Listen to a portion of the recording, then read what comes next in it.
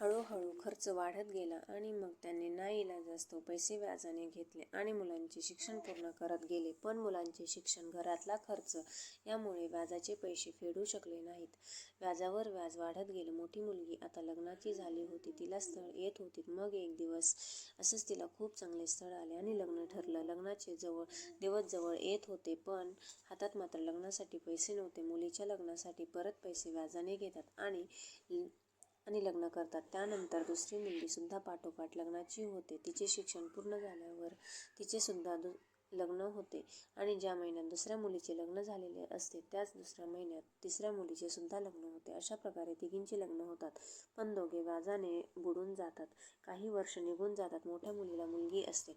मुलग्याचे सुद्धा शिक्षण पूर्ण होते आणि त्याचे लग्न करून सून घरी येते. तरीही त्या दोघांचे कष्ट काही सुटत नाही. आयुष्यभर राबत राहतात. मुलग्याच्या लग्नाला सुद्धा काही वर्ष होतात. तिघींची बाळंतपणे करतात. सुनेचे पण करतात. चौघांनाही मुलीच होतात. फक्त शेवटच्या मुलीचे शिक्षण बाकी असते. एवढं सगळं होत असताना ते दोघे स्वतःसाठी जगतच नाहीत. हे सगळे आयुष्य मुलांसाठी, त्यांच्या चांगल्या शिक्षणासाठी, स्वतःच्या पायावर उभे करण्यात घालवतात. पण एक दिवस असा येतो की जेव्हा त्यांना हे सगळं काही करत असताना व्याजाने घेतलेल्या पैशाची परतफेड करायची असते. त्यावेळी कोणी सुद्धा साथ देत नाही. त्यांना असं बोललं जातं की तुम्ही तुमचे कर्तव्य आहे आमच्यासाठी काय केलात?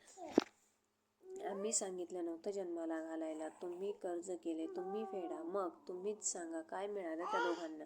लहानाचे मोठे करून, तळहातावरच्या फोडासारखे जपून, स्वतःच्या पायावर उभे करून, संसाराची घडी बसवून म्हाताऱ्या वयात कोणाची साथ मिळाली? अजूनही ते दोघे लोकांचे कर्ज फेडण्यासाठी भाजी विकायला जातात. कशासाठी?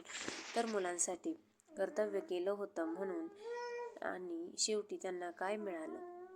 म्हणूनच मला तुम्हाला आज या कथेतून एक गोष्ट सांगायची आहे. ती म्हणजे आईबाबांना तुमचे कर्तव्य म्हणून तरी सांभाळा. त्यांना अशा मरण यातना देऊ नका.